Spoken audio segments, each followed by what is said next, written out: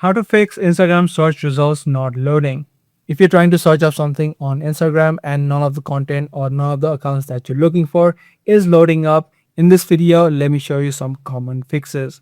The first thing that you can do straight away is just hop out of your Instagram, clear it from the recent list, and then open it up again. By doing this simple step alone, you should be able to fix this issue. If the issue still persists, the second thing that you can try out is try switching your network. So for example, if you're currently on a Wi-Fi network, you can try switching to a cellular data.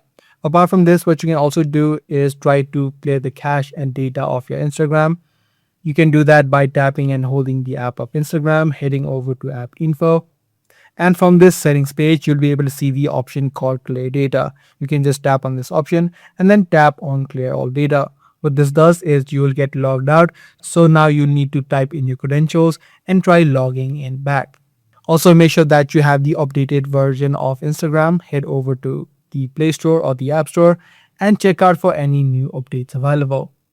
So yeah, those are the few common fixes that you can try out in order to solve the Instagram search results not loading.